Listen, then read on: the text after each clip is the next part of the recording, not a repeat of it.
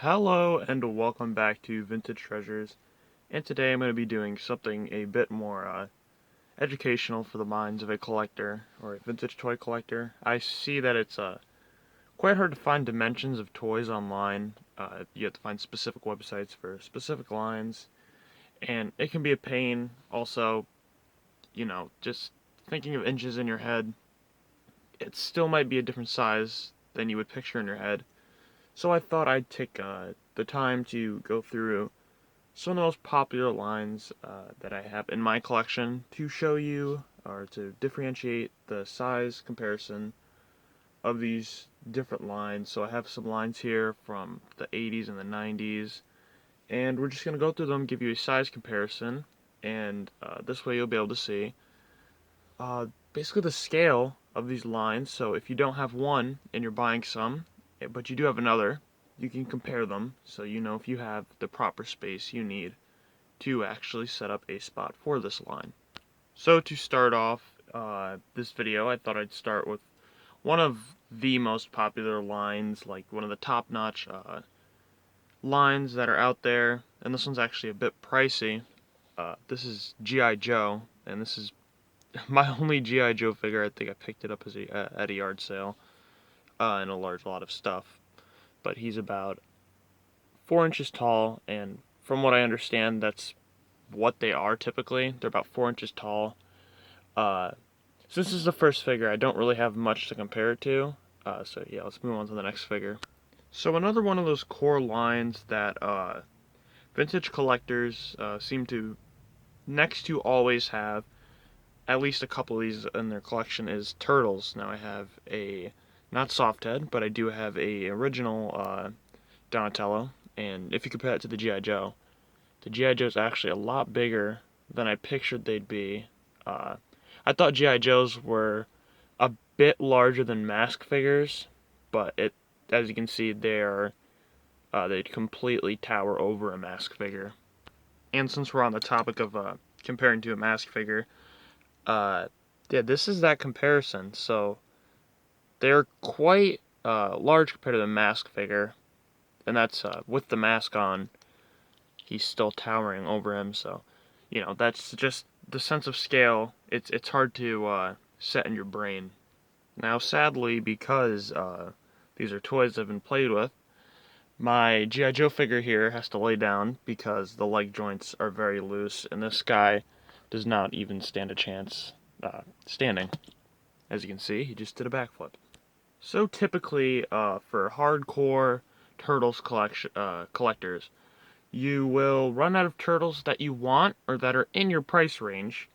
Not everyone can afford a scratch or a hotspot. I mean, I can't afford one that's not broken, and I still don't have a hotspot, so sometimes you gotta move on to another line. Now, this line is a bit expensive for a line, but I do believe there's only 9 figures, because this is around the time that a lot of cartoons were made and didn't quite take off, and this is another one sculpted. I think it was also sculpted by Varner, who also sculpted a lot of the turtles, and that is Toxic Crusaders. This line was based on the Toxic Avenger. That was a toy line. They didn't really have a toy line, actually. Toxic Avengers was a movie franchise that was definitely not appropriate for children. Found that out on my first watch through the first movie.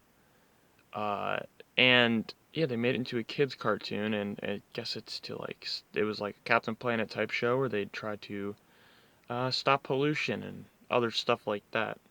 But since it was short-lived, not a lot of figures were bought. Still millions of them were bought, but there's a lot of people that want them because they put them next to the turtles and they kind of fit in very well. So they'll rack up to $30 a piece, which is a lot for a toy. For common figures in the line, but still nonetheless a cool line. If you have extra money, I'd definitely pick up a figure or two. So with that whole turtle thing, I thought we'd talk about the next line, which is on the other side of the spectrum. You run out of turtles to collect, you want a different line, something similar, but this one costs significantly less than turtles and a whole lot less than Toxic Crusaders, and that is the Stone Protectors, which had, I believe, 2 or 3 waves of figures. So it did last a bit. There's 2 vehicles. They're pretty cheap, actually, and they're very common to find them in their box, or with their box.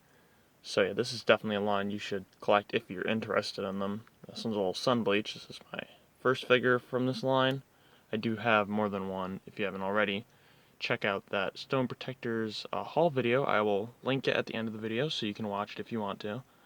But yeah, these guys are cool. They have a cool little gimmick where they spark when you twist their arms. Some of them are broken, so do keep an eye out for that if you're in the market. But yeah, to get some scale on this guy, this is him next to a standard sized Donatello. You can see he's a bit taller than him. He's completely towering over that mask figure, which I don't think there really is any other figures besides like maybe Mighty Max that is smaller than Mask. I mean, they're quite small figures, but they do have great detail on them. So going away from grosser lines, more grotesque detailed lines for a bit, and sticking towards a line with some humans in it, some humans, and some ghosts, because we're going to be talking about Ghostbusters. And yeah, these figures are another figure that it's kind of hard to like get a sense of scale on until you actually own some of them.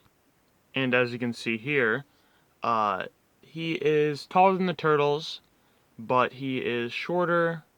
No, he's taller than the Turtles. He's close in height to the Toxic Crusader figures.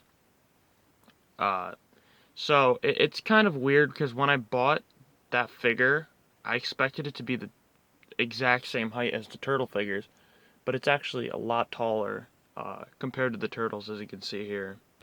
I traded that Egon figure out for a new Ghostbusters new Ghostbuster figure because it was not faring too well in the light. But the next line we're going to talk about is another one of those core lines. We have our Turtles, we have our G.I. Joes, we have our Ghostbusters. Arguably the most popular lines for vintage toy collectors, but there is one more out of these 4 titans, and that is Masters of the Universe.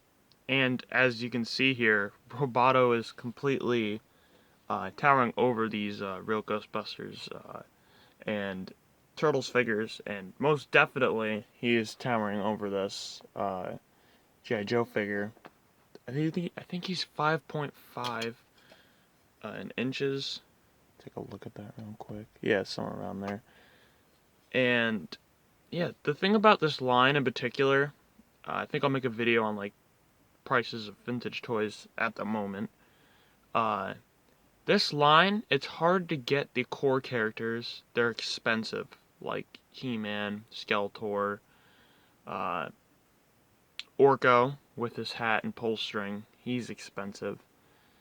I think that's weird. I will talk about that in a video I will make soon.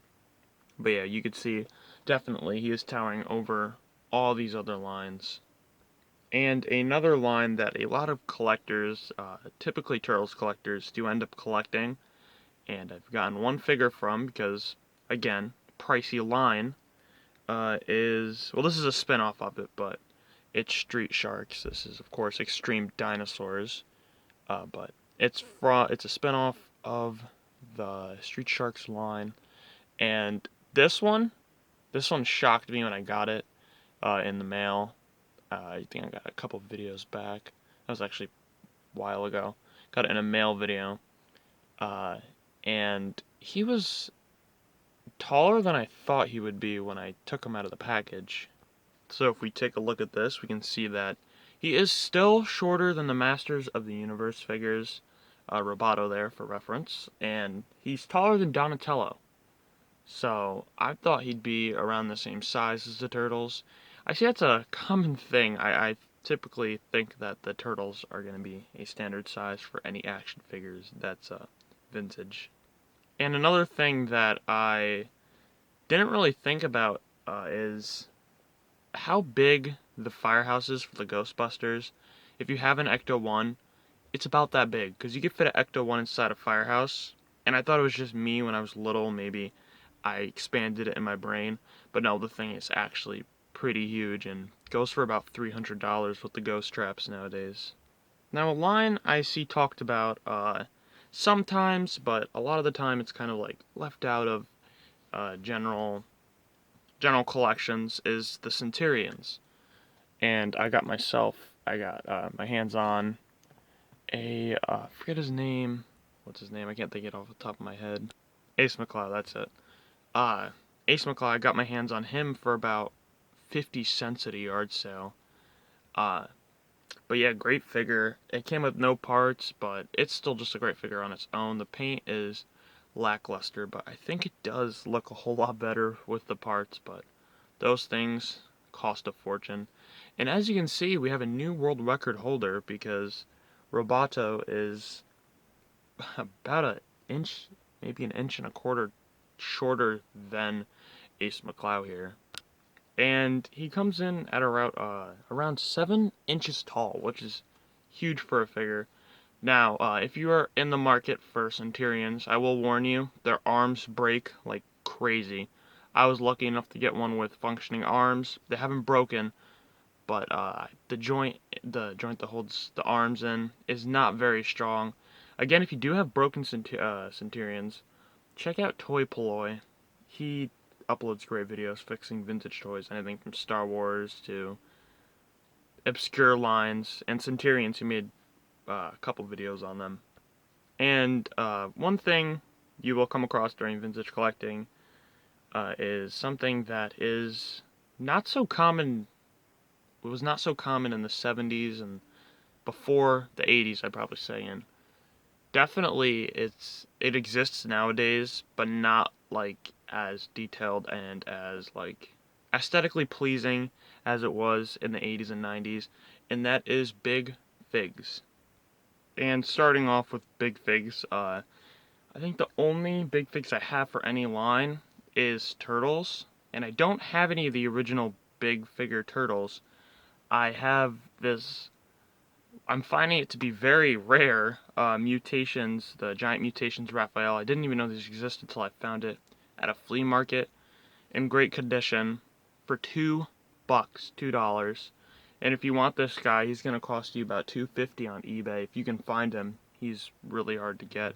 So I just got lucky on that one, I guess. And that figure right there is about 11 inches tall. And this is the standard size for the cartoon turtles. I do have a movie turtle. I don't have any of the cartoon turtles. And it's about 13 inches tall.